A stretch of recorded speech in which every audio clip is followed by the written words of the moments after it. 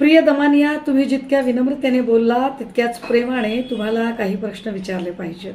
तुम्ही आधी असं म्हणालात की कुठल्या तरी व्यक्तीने तुम्हाला कॉल डिटेल्स दिले. नंतरच्या स्टेटमेंटमध्ये म्हणालात की तुम्हाला एका ॲपमध्ये टाकून तुम्ही ते नंबर चेक केले. दमानिया, ती कोण व्यक्ती आहे ज्याने तुम्हाला इतके महत्त्वाचे कॉल डिटेल दिले आणि इतकी महत्त्वाची माहिती देणारा माणूस तुम्हाला माहितीच नाही किंवा अनोळखी माणसाच्या माहितीवर तुम्ही इतक्या चटकन विश्वास ठेवला की दे धडाम तुम्ही लगेचच माहिती प्रसारित केली? किंवा ते कोणतं ॲप आहे की ज्या ॲपमध्ये माहिती टाकल्यानंतर कुणाचे किती कॉल आहेत, आउटगोईंग किती, इनकमिंग किती, ड्युरेशन किती हेही कळतं? दमानिया, तुम्ही भाजपच्या अगदीच नावं घेतली नाही असं नाही, 2 लोकांची नावं घेतली, पण ती अँटी CM लॉबीतली चंद्रकांत पाटील आणि आशिष शेलारांची नावं आहेत. दमानिया, तुम्ही नार्वेकरांचं नाव नक्की घ्या, पण त्यासोबतच अमित शहांचा फोटो जो खराच सोबत आहे त्याबद्दल तुमचे काय म्हणणं आहे? फडणवीसांनी 2012चा बंदूक परवाना 2024ला नूतनीकरण झालेलं आहे, यावर तुम्ही कधी प्रकाशझोत टाकणार आहात?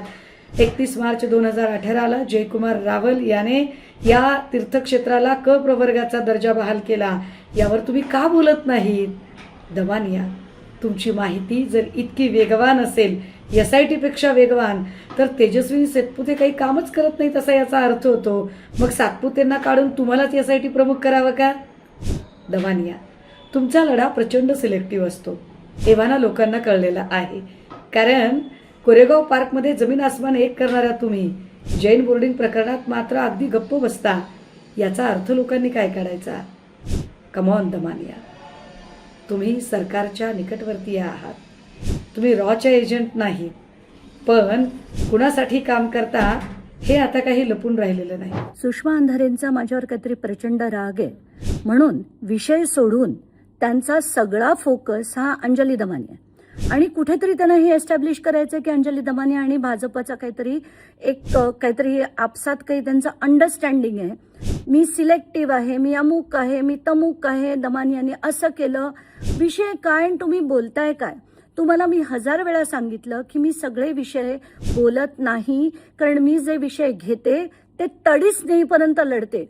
नुसतीच बडबड मी कधीही केलेली नाहीये. तर तुम्हाला पुन्हा एकदा मी सांगते की तुम्ही मला मागे हा प्रश्न विचारला होता की तुम्ही हा विषय लढलात, मग तो का नाही लढलात? आज तुम्ही म्हणालात की मी कोरेगाव पार्क विषय लढला, पण त्या जैन याच्याबद्दल मी काहीच बोलले नाही. मी कोरेगाव पार्कही विषय लढले नाहीयेत.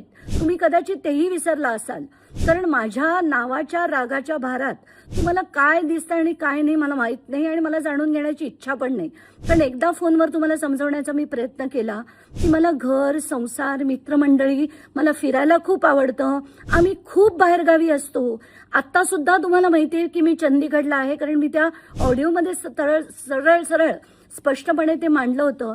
पण प्रश्न विचारत राहायचे, वाटेल ते बरळत राहायचं, की मला वाटतं तुम्हाला सवयच लागली आहे. आत्ताच्या घटकेला तुम्ही जे प्रश्न विचारलेत त्याची मी थेट उत्तरं देते.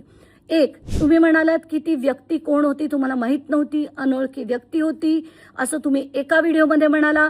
दुसऱ्या व्हिडिओमध्ये म्हणतात ते ॲपद्वारे केले. आता तुम्हाला पूर्णपणे पुन्हा एकदा सांगते की एक तर ती व्यक्ती अनोळखी होती, त्याचे डिटेल्स मला आलेली CDR ही सगळ्या यंत्रणांना पाठवली, हे मी पहिल्या दिवशी म्हटलं. त्याच्यातला भाग नंबर 2 की क्लॉड नावाचं अँथ्रॉपिक कंपनीचं एक सॉफ्टवेअर आहे.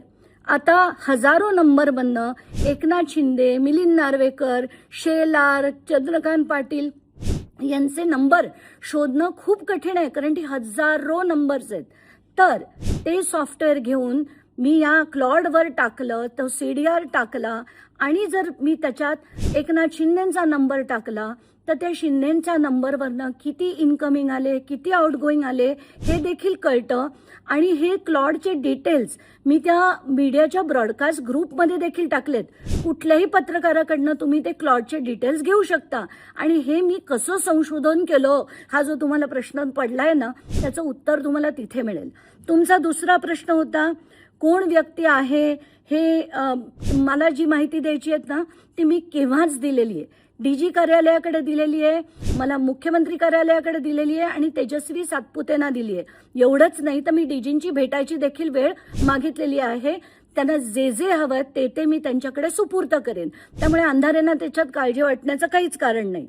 तुम्ही म्हणालात की कुठली ॲप आहे, तर तुम्हाला मी मुद्दाम सांगते, क्लॉड नावाची ॲप आहे जी तुमच्या सेलफोनवर सुद्धा तुम्हाला डाउनलोड करता येईल आणि ती तुम्ही जरूर करावी, म्हणजे असे प्रश्न तुम्हाला पडणार नाहीत. मग तुम्ही म्हणालात भाजपची नावं घेतलीत, पण ती काय अँटी सीएम लॉबी होती. ही CM lobby, anti CM lobby आहे हे कदाचित तुम्हाला माहिती असेल, मला माहीत नाही. मला एवढंच माहिती आहे की सीएमशीचं कोणाशीही पटत नाही. भाजपचे आता कोणीच उरलेले नाही आहेत. त्यांना कोण सख्खं कोण लांबचं ते मला खरोखर माहीत नाही आहे. आणि प्रत्येकाविरुद्ध लढणं हे माझं मी कर्तव्य समजते. म्हणून मी म्हटलं तुम्हाला की आम्ही तुम्हाला पुन्हा एकदा तुमच्या डोक्यात प्रकाश पाडण्यासाठी सांगते की ज्या ज्या लोकांची फोटो खरातांबरोबर दिसले ते ते नंबर मी काही माझ्याकडे होते, काही पत्रकारांकडनं मी घेतले आणि ते त्या क्लॉडवर टाकून सर्च केलं. आता अमित शहांचा फोटो आहे, तर अमित शहांचा नंबर माझ्याकडे नाही, त्यामुळे मी तो शोधू शकले नाही. दुसरं, देवेंद्र फडणवीसांचा नंबर सुद्धा मी त्या क्लॉड सॉफ्टवेअरवर टाकला, पण ते मला मिळालं नाही. त्यांच्यात कुठलंही संभाषण अटलिस्ट नॉर्मल कॉलवरनं झालं नाही. व्हॉट्सॲप किंवा याच्या फेसटाईमवरनं झालं असेल तर मला माहीत नाही. आणि तुम्ही म्हणालात की 2012 ते 2000चा जो त्यांचा बंदूक परवाना होता तो फडणवीसांनी परत रेग्युलराईज केला असेल. माझ्या माहितीप्रमाणे हा परवाना जो असतो ते परत जर त्यांना द्यायचा असेल तर ते कलेक्टरांचं काम आहे. आणि फडणवीसांच्या सांगण्यावरनं जर दिला असेल तर त्यांना सुद्धा तशीच कारवाई त्यांच्यावर देखील झाली पाहिजे, अशी मी थेट मागणी करते. तुम्ही म्हणालात जयकुमार रावल यांनी त्यांना क वर्गाचं काही हे दिलं, तर तुम्हाला आता काय बोलू मी. जयकुमार रावल यांच्या विरुद्ध मी गेले 5 वर्ष लढतेय. कदाचित तुम्हाला माहित नसेल कारण तेव्हा तुम्ही ठाकरे गटात नव्हतात.